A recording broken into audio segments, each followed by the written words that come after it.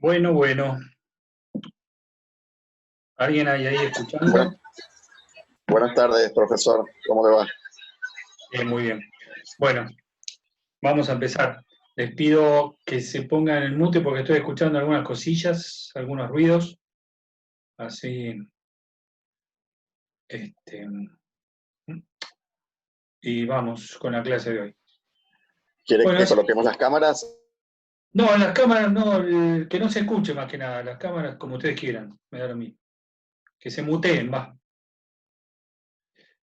Bueno, eh, ayer empezamos con el tema de sociedades. Nosotros en este curso tenemos que ver el tema societario porque nos lo impone el programa, ¿sí? A mi entender es bastante ridículo por varios motivos. Primero porque ustedes no vieron algunas materias previas necesarias como Civil 1, Civil 2, eh, o por ahí sí las vieron, pero contratos probablemente no las hayan visto, ¿sí? Bien. Tercero porque es una materia obligatoria de la carrera de sociedades, entonces no tiene mucho sentido verla ahora, como pasa con concursos y quiebras, ¿sí? Pero bueno, se nos impone por programa y nosotros somos empleados de la facultad, así que vamos a hablar de algunas nociones que nos van a servir como base, sin duda, para el curso de sociedades eh, que ustedes deberán hacer en los futuros cuatrimestres. Bueno, ya vieron una primera parte. Lo más importante a destacar de lo que dijo Jorge ayer o de la primera parte es el tema de la personalidad. Fíjense, la ley de sociedades uh, contiene un instrumento que es una norma que permite una fabulosa concentración de capitales, eximiendo de la responsabilidad personal de aquel que los acumula. A ver, cuando nosotros formamos una sociedad, hablamos de algo de esto cuando hablamos de empresa, nuestro objetivo, por supuesto que es llenarnos de dinero, la mayor cantidad de dinero posible. Entonces, la comunidad nos facilita a nosotros una norma, ¿sí? Por la cual nosotros podemos crear una persona diferenciada de la persona de los socios. Esa persona, como persona que es, va a ser titular de derechos y obligaciones y va a tener casi todos los atributos de la personalidad, menos la nacionalidad. Esos atributos se los van a dar los socios. Y esta ficción de que se está creando una persona tiene como contrapartida, ¿no es cierto?, la necesidad que tiene la comunidad y la obligación que tiene esa persona de brindarle a la comunidad una cierta cantidad de bienes y o servicios que sirven a la comunidad. Ahora fíjense, la finalidad inmediata de los socios es esa finalidad de lucro, ¿sí? Que es la finalidad mediata del instituto, es decir, la posibilidad de que se le provea de bienes y o servicios que sean interesantes para la sociedad en general, para la comunidad en general. Ahora, están íntimamente relacionadas, porque si la comunidad no tiene interés en esos bienes y o servicios, los tipos no se van a llenar de guita y probablemente van a quebrar o van a tener que abandonar el negocio. Ahora, lo que buscan los socios, sin duda alguna, es esta finalidad de lucro, y lo que se pretende a través de la sociedad es, bueno, sí, en un primer término, aunar capitales y aunar esfuerzos, ¿eh? Necesito otro socio que ponga plata, o necesito otro socio, yo tengo toda la plata, pero que desarrolle el negocio, que sepa cómo se hace, o que se haga cargo de la responsabilidad, o los dos nos hacemos cargo de la responsabilidad. Eso está muy bien y está todo bárbaro. Ahora, hoy por hoy, la principal finalidad del Instituto Societario, y lo sacamos de las estadísticas de la Inspección General de Justicia, es tratar de aventar, de alejar lo más posible el riesgo que implica para mi patrimonio inmiscuirme en un negocio. Y estamos hablando siempre del plano lícito, no de la ilicitud, ¿no es cierto? Todos en principio queremos cumplir con la ley, por más que se utilice el instituto societario como un instituto para defraudar, en patologías varias que son conocidas o que vamos a ver un poquito por arriba, ¿sí? Pero bueno, esa es la principal finalidad, y esto lo permite la ley de sociedades al decir en el artículo 2 que la sociedad es un sujeto de derecho. Como sujeto de derecho es el titular de las obligaciones y de los derechos. En algunos casos vamos a ver muy tajantemente esta distinción entre sociedad y socio. Por ejemplo, cuando yo me obligo a aportar a la sociedad una determinada cantidad de dinero, si no la aporto, mi sociedad me ejecuta a mí como socio. Se ve claramente la diferencia que hay entre sociedad y socio. En otros casos, pasa al revés, cuando la sociedad promete pagarme dividendo, la ganancia, y no me la paga, yo, socio, puedo ejecutar a mi sociedad. Somos personas diferentes. En otros supuestos esta distinción se borra, o es más difusa, aún sin borrarse, como en sociedades, en unas sociedades especiales que arman la clase que viene, que se llaman colectivas, donde el socio también va a responder con su patrimonio, o cuando se utiliza la sociedad ilícitamente, entonces ahí existe la posibilidad de descorrer esta estructura societaria para que sea el verdadero productor del daño el que responda por ese daño. Lo vamos a ahondar un poquito más. Pero bueno, nuestro artículo 2, que es bastante cortito y que zanja muchas discusiones que hubo, dice la sociedad es un sujeto de derecho. ¿Desde cuándo es una persona? Y todo el mundo tiende a pensar, desde que voy a la Inspección General de Justicia le escribo. No, no, no. Tiene su personalidad desde el mero acuerdo de voluntades. Si yo hoy acá por Zoom les digo a ustedes, chicos, vamos a formar una sociedad para desarrollar, qué sé yo, un negocio de pesca, y ustedes me dicen que sí, ya tenemos la personalidad. Es una personalidad muy precaria, muy difusa, eh, que no es oponible a terceros, pero ya existe, y se llama sociedad irregular, o sociedad de hecho, o sociedad no constituida regularmente, pero está la personalidad, y ya está diferenciada de los socios. Esa sociedad de hecho puede demandar, esa sociedad de hecho puede ser demandada, puede quebrar, puede disolverse. Pero a mí lo que me interesa no es cuando nace desde un punto de vista práctico, sino cuando es oponible la personalidad. ¿Por qué? Porque desde que es oponible a los terceros, va a ser la titular de las obligaciones tanto como de los derechos. ¿Sí? Entonces, digamos que yo voy a estar arriesgando nada más que el patrimonio que yo decidí aportar a ese negocio. ¿Por qué? Porque desde que está escrita el tercero ya lo sabe, que yo arriesgué hasta ahí y no más allá. ¿Sí? Entonces la personalidad va a ser oponible cuando se inscriba en la IGJ. ¿Sí? Bien, pero nace con el mero acuerdo de voluntades. Ahora, si ustedes agarran este artículo 2, ustedes que son gente brillante y reinteligente, se van a fijar que dice, la sociedad es un sujeto de derecho, ahí tendría que haber una coma que no hay, y dice, con el alcance previsto en esta ley. Entonces eso nos hace abrir los ojos. ¿Por qué? Porque la personalidad de la persona humana es o no es. ¿Sí?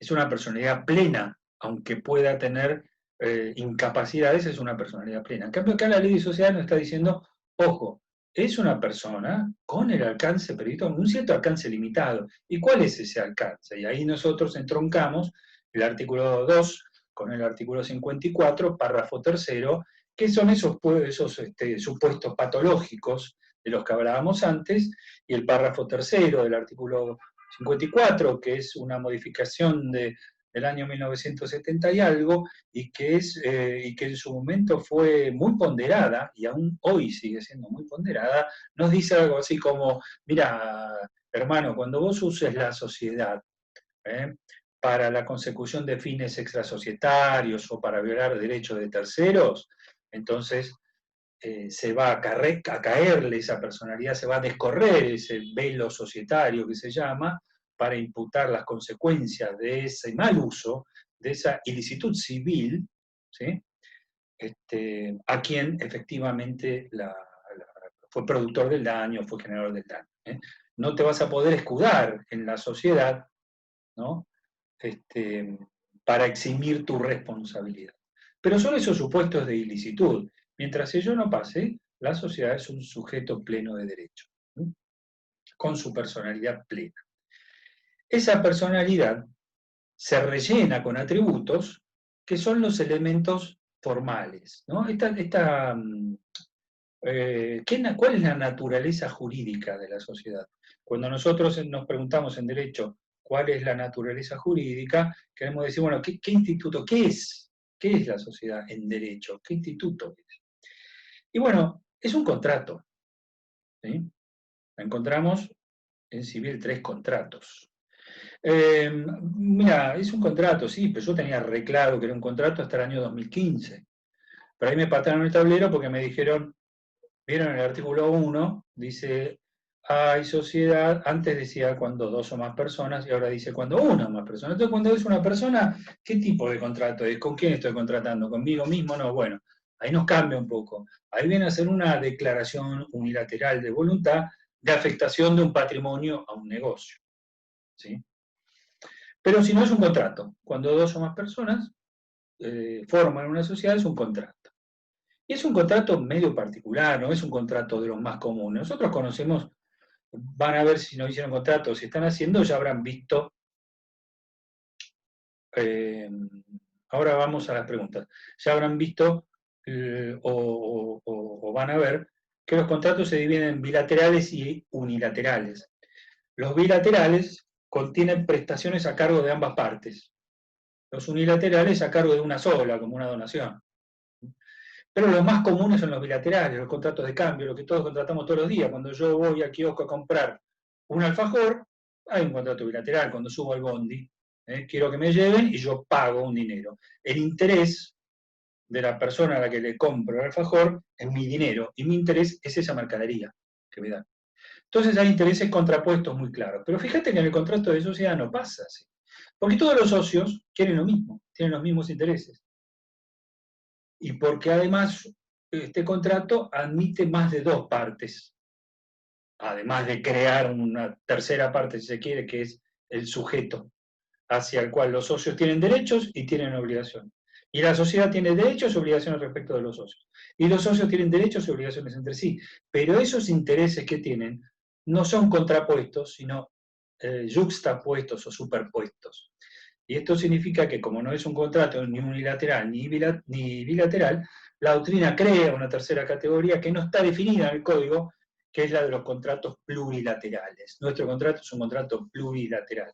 ¿Por qué? Porque admite más de 2 partes y porque existen intereses superpuestos o yuxtapuestos. Es un contrato típico de lo que se llaman de colaboración. Hay muchos otros contratos de colaboración. El contrato de sociedad es un contrato plurilateral de los más ejemplificativos.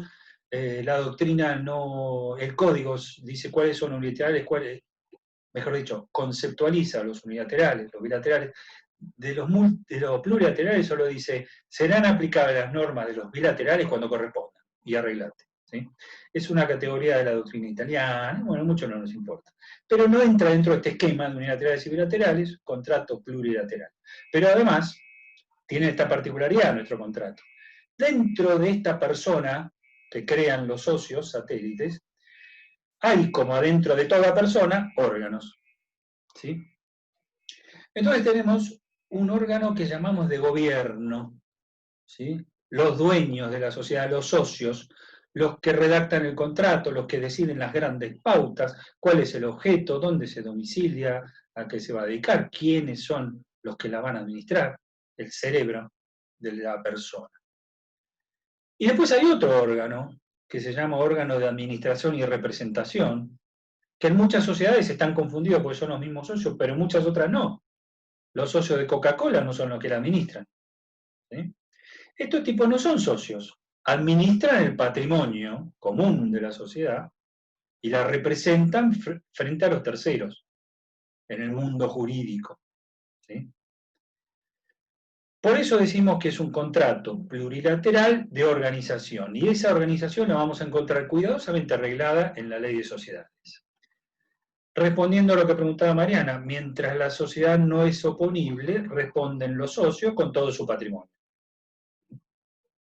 ¿Está? Porque los terceros no saben que existe esta persona. Es eso que se llaman sociedades de hecho, sociedades irregulares, son muy comunes. Hay muchas, lo que pasa es que como no se registran, no tenemos un dato, una data. Ahora bien,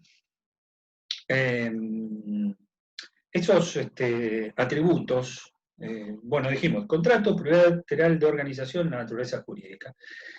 Y como todo contrato, tiene elementos de fondo comunes a los contratos, objeto, la capacidad, la causa, esas cositas, y elementos de fondo propios del contrato sociedad, que son los que surgen del artículo 1. Una o más personas en forma organizada, la organización, de acuerdo a uno de los tipos, la tipicidad. ¿Saben lo que es la tipicidad? ¿Tienen alguna idea? Bueno, cuando vean penal, si es que no la están viendo, bueno, me están diciendo algunos que sí, bueno, vas a encontrar en el Código Penal tipos de delitos, ¿sí? Cuando uno mata a otro, hay un delito, hay un tipo. Si no se da ese tipo previsto en la ley, no hay delito. Acá también encontramos tipos societarios. La primera parte de la ley de sociedades, hasta el artículo 126, es parte general. De ahí en adelante es parte especial, donde están los tipos sociales. Ahora vamos a hablar un poquito más de eso, ¿sí? Entonces la ley dice elementos de fondo. Una o más personas en forma organizada, de acuerdo a uno de los tipos previstos en la ley. Se obligan a realizar aportes. La obligación de realizar aportes, la suma de los aportes conforma eso que se llama el capital social. ¿Para qué sirve el capital social? Para dos cosas. Una, para funcionar, ¿sí? Vamos a poner un bar, necesitamos la guita. Para alquilar el local, las habilitaciones, los mozos, las heladeras, la mercadería, lo que ustedes quieran. Y por otro lado, porque es la garantía frente a terceros, ¿sí? En una operación medianamente importante, lo primero que te piden es el estatuto, para ver qué capital social, además de balance, no es otra cosa, qué capital social tiene la sociedad. Entonces obligan a realizar aportes, ¿para qué? Con la finalidad de aplicarlos a lo que hablábamos antes, la producción de bienes o servicios, ¿sí? La finalidad inmediata, lo que la comunidad te permite, creando esta persona, ¿sí? Es para que vos le devuelvas a la comunidad bienes y o servicios. Y después finalmente te ponen participando de las ganancias y contribuyendo a las pérdidas. Participar de la ganancia es la finalidad de lucro. La contribución correlativa a las pérdidas cuando el negocio tiene pérdidas, ¿sí? Y finalmente hay ¿a qué ley se refiere? La ley 19.550, Ley General de Sociedades, ¿sí? Estamos hablando de sociedades. Finalmente, un elemento de fondo que no lo vamos a encontrar en la ley, que se suele denominar con términos latinos, lo van a encontrar en todos los libros escritos así, affectio societatis, a veces está como interés social, que es una particular manifestación de la voluntad del socio de formar parte de este contrato. Y apenas lo mencionamos porque, bueno, vos me decís, bueno, cuando yo voy a comprar un alfajor, tengo una particular manifestación de mi voluntad de comprar alfajor, es cierto, pero este contrato tiene ciertas particularidades porque es un contrato de mayorías, es un negocio de mayorías. ¿Qué significa esto? Que la minoría tiene que adecuar su conducta y sus intereses a lo que decide la mayoría. Siempre que la mayoría no abuse de la minoría, ¿no? Hay un montón de normas tuitivas de las minorías en la ley de sociedades. Pero digamos, si yo perdí en la votación frente a la mayoría, perdí. Y tengo que adecuar mi conducta a eso, porque se supone que el interés de la mayoría es el interés de la sociedad. Esto como principio, cuando estudiemos sociedades vamos a ver un montón de excepciones o de normas, de artículos que protegen a las minorías de los abusos de las mayorías. Bien, estos son elementos de fondo y los elementos formales, es decir, ahí es como nosotros vamos a sacar el papel y vamos a darle a nuestra sociedad los atributos de la personalidad. ¿Y cómo lo vamos a hacer? De la forma que nos señala el artículo 11. Entonces vamos a tener que poner los datos de los socios, su identificación, vamos a tener que poner su domicilio, cuál es su profesión, qué estado civil tienen. Cada uno de los requisitos tiene una finalidad, todos, por más ridículos que nos puedan parecer. Y después le vamos a tener que dar un nombre a la sociedad, que no va a poder ser igual que el nombre de otra persona, de otra sociedad, digamos así, para que no se confundan. Y le vamos a tener que dar un patrimonio, ¿sí? Le vamos a tener que dar esa forma de organización que tiene la sociedad, le vamos a quedar un plazo también, como a todo contrato. Bueno, entonces vamos rellenando, como dice el artículo 11, los atributos. Todos esos datos se determinan en el estatuto, efectivamente, donde van a quedar plasmados. Ese estatuto se lleva a inscribir de una forma especial a la Inspección General de Justicia, con una serie de papelitos más, y una vez que la Inspección General de Justicia te la inscribe, entonces vos te quedás tranquilo porque tenés inscripta y oponible tu personalidad. Ahora, vos que ya abriste los ojos y decís, bueno, me conviene, como la personalidad es oponible, me conviene formar un negocio bajo forma societaria, porque si no lo hago, voy a tener que responder de una manera especial. Y entonces decís, sí, bueno, y si yo hago la sociedad, no voy a tener que responder nunca. Bueno, ya te dije que si te metes en el plano ilícito, sí. Y vos me decís, no, en el plano ilícito. Bueno, depende. ¿Sí? Depende del tipo de sociedad, y ahí lo que les decía antes de la registración. Para eso nos metemos un poco en la clasificación, pero brevemente.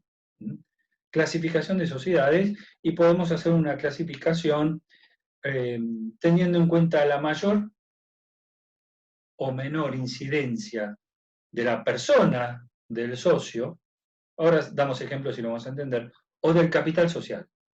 ¿A qué me estoy refiriendo? Resulta que acá estoy viendo, por ejemplo, que está Agustín, y estoy viendo que está Mariana, y entonces yo quiero formar una sociedad, y yo quiero formar una sociedad con ellos dos, porque la sociedad que yo quiero formar es una sociedad dedicada a la distribución, la fabricación y distribución de calzado, y los tipos son expertos, tanto Mariana como Agustín saben mucho de calzados. Viajaron por toda Europa, están a la moda, saben cómo se hace un calzado, qué cuero se necesita. ¿Sí? Entonces a mí me interesa mucho contratar con ellos, porque ellos tienen la expertise en negocio. O me interesa contratar con Camila porque confío muchísimo en ella, no en Guido, por supuesto, pero en Camila sí, entonces quiero contratar con ella porque le tengo una particular confianza. Sé que voy a estar tranquilo en mi negocio. Esas sociedades se llaman sociedades de personas. Y la guita no importa, la pongo yo, no sé. Sociedades personales, donde yo tengo en cuenta, intuito personal, donde tengo en cuenta alguna característica particular de mi consocio. En cambio, encontramos del otro lado de la punta del espectro sociedades en donde a mí lo que me interesa es el capital de la gente que pone la guita o la guita que me va a dar la sociedad. Entonces voy a la bolsa y compro acciones del banco francés y no tengo ni idea quiénes son los demás accionistas, por dar un ejemplo amplio. ¿Sí? No me interesa quiénes son los demás accionistas. Me interesa que me den plata cada tanto, ni me interesa meterme en la administración, ni nada. Y ahí encontramos las sociedades anónimas, por ejemplo. ¿Sí? Siguiendo la ley de sociedades, vamos a encontrar dentro de esas sociedades personalistas la madre de todas las sociedades desde un punto de vista histórico que se llama la sociedad colectiva, la primera sociedad regulada. La sociedad colectiva es una sociedad de personas.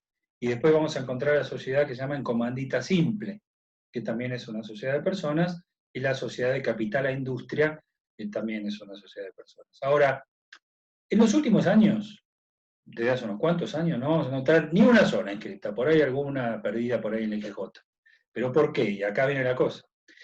Porque en estas sociedades de personas, la responsabilidad del socio no se limita a lo que pusieron en el negocio, sino que cuando la sociedad no pueda responder frente a sus deudas, la sociedad, recuerden que la sociedad es la primera obligada, cuando la sociedad no pueda responder por sus deudas, en subsidio van a tener que responder los socios y con todo su patrimonio.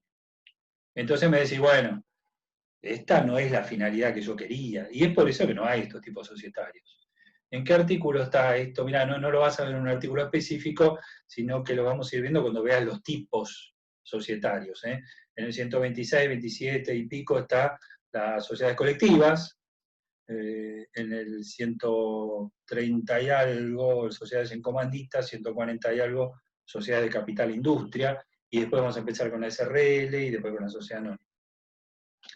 En Pisani están las sociedades, sí, señor. Bueno, ¿sí? ¿Se entiende? Entonces digo, bueno, en definitiva, está bien, voy a responder en subsidio, bueno, el primero tiene que responder la sociedad, pero ya tengo un riesgo ahí, no duermo tranquilo, porque si la sociedad no responde voy a tener que pagar yo con todo mi patrimonio. En cambio, en las sociedades de capital, que encontramos la sociedad anónima, la SRL, las sociedades de economía mixta, las sociedades en comanditas por acciones, las sociedades de garantía recíproca, las cooperativas, las sociedades por acciones simplificadas y las sociedades laborales, que se llaman así, los socios de esas sociedades van a responder también, pero solo con el aporte que hicieron. El aporte sigue siendo del socio. Lo aporta a la sociedad para que la sociedad funcione, garantía frente a terceros, y en caso de que la sociedad quiebre o no pueda pagar, van a responder solo con eso que aportaron. Hasta acá yo quise comprometerme, y eso se inscribe en un estatuto que se da a conocer a los terceros, y los terceros que contratan saben eso. Por eso, como principio, no pueden ser sorprendidos en su buena fe. ¿Sí? ¿Tiene algún beneficio que la responsabilidad llegue hasta el patrimonio de los socios? A ver, un beneficio, pregunta Agustín.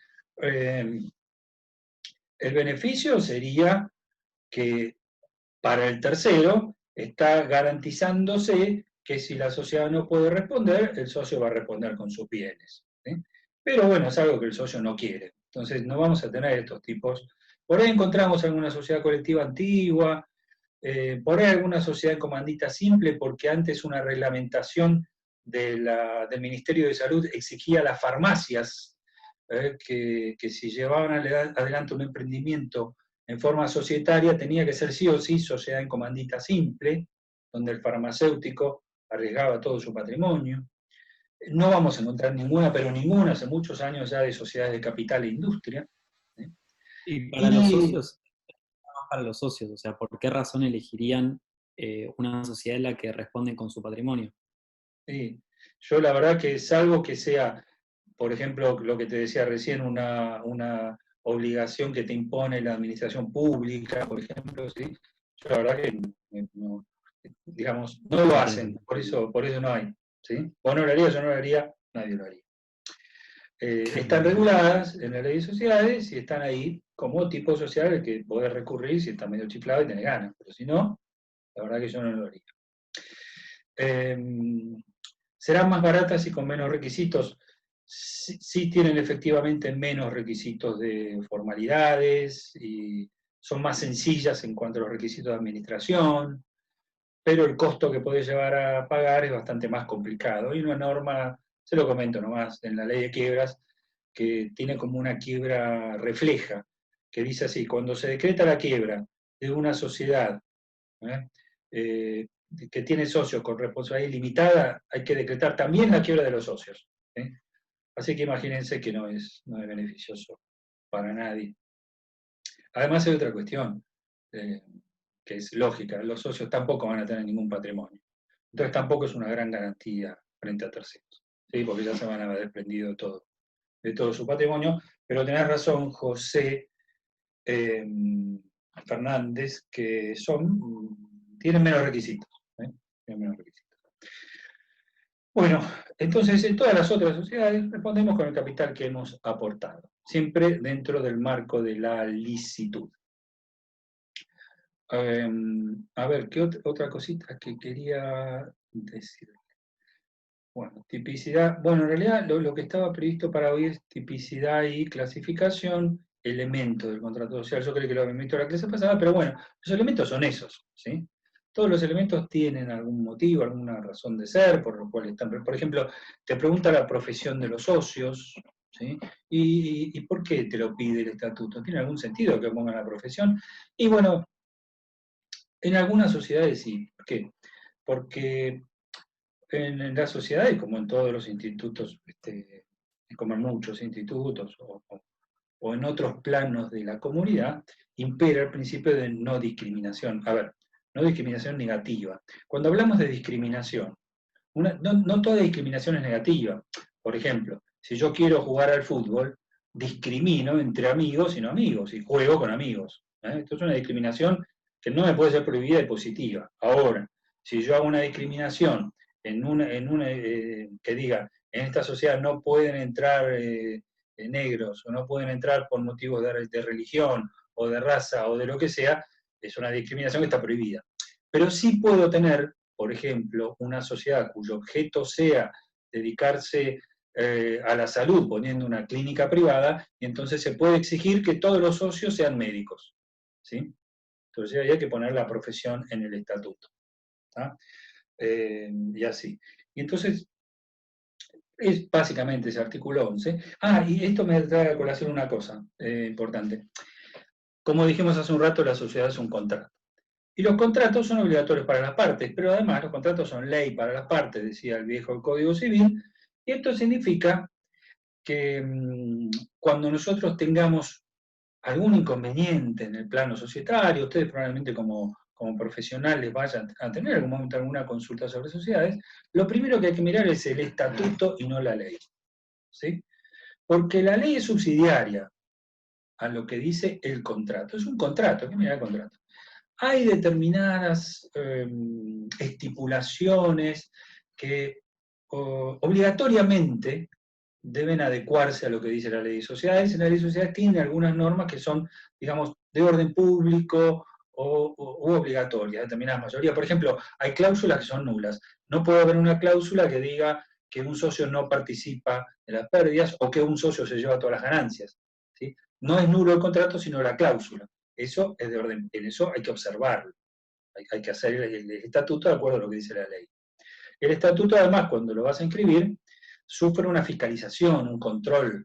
Todas las sociedades tienen que inscribirse, registrarse en la Inspección General de Justicia, y ahí tienen un control de legalidad primario o principal. Algunas sociedades pasan por otros controles, de acuerdo al objeto social. Por ejemplo, una sociedad que se dedica a la actividad financiera como un banco, tiene que inscribir sus estatutos, pero además necesita una autorización especial del Banco Central, y tienen unos controles especiales durante toda la vida de la sociedad. Lo mismo las aseguradoras, las que se dedican al ahorro público, o a las que tienen un capital importante superior a, no sé, creo que son 10 millones de pesos. Yo eso no lo sé. Con seguridad, Camila, creo que sí. ¿Cuánto? 50 millones. 50 millones de pesos. Bueno, me quedé. ¿Sí? Esas son controladas permanentemente por el Estado.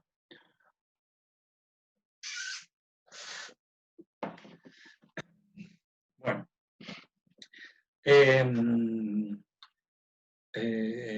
Bien. Los socios, bueno, avanzando un poquito más en lo que... Sí, es importante que digamos algo un poquito sobre esas sociedades que no están constituidas regularmente. Entonces, digamos que yo estoy con Mariana y con Agustín y les digo, vamos a formar esta sociedad, ¿sí? Pero de repente los tres nos ponemos de acuerdo que no queremos saber nada con ir a ver al abogado para que escriba la sociedad, que nos va a estafar, que nos va a pedir mucha guita. Escúchame, ponemos unos mangos cada uno y llevamos adelante el negocio y se acabó, ¿no? Cuando hay una ganancia la repartimos, si hay pérdida ponemos plata, pero no registremos nada. Por ahí si quieren hacemos un contrato entre nosotros para ver qué pasa, por si hay quilombo el día de mañana, pero no vayamos a la IGJ, no estamos obligados. ¿Esto se puede prohibir? No se puede prohibir, lo podemos hacer si lo queremos. Ahora, si la finalidad de la ley de sociedades, salir de ahí. La finalidad de la ley de sociedades es que las sociedades se inscriban como todo sujeto, digamos, en beneficio de la seguridad jurídica y del comercio en general, ¿sí? Que se conozcan los estatutos, que se sepa quiénes son los socios, los capitales y demás, pero no se puede prohibir esto. Entonces la ley de sociedades en pocos artículos regula esto que se llama sociedades no constituidas regularmente, conocidas como sociedades irregulares o como sociedades de hecho. Entonces nos dice, bueno,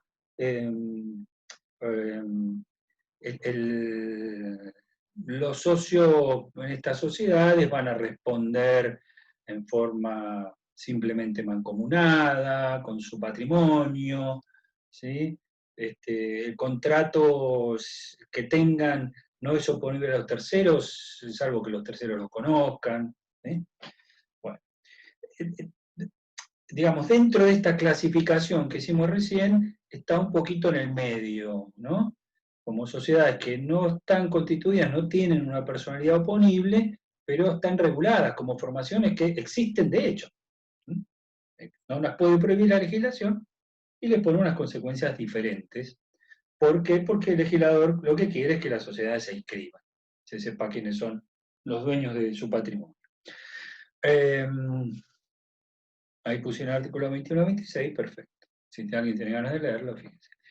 Después estábamos con el tema del aporte. El aporte es fundamental para la subsistencia de la sociedad. Sin aporte no hay sociedad. Ahora, el aporte no es, digamos, una suma, no es plata que está en una caja fuerte que no puede tocarse.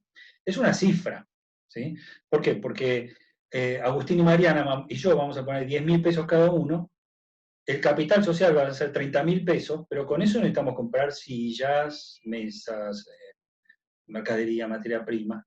Se va a transformar ese dinero en una suma que tiene que estar siempre en número positivo en la sociedad porque dijimos que es la garantía para terceros. Ese aporte puede ser en dinero o puede ser en bienes, en especie, o pueden ser obligaciones de hacer, dependiendo del tipo de sociedad.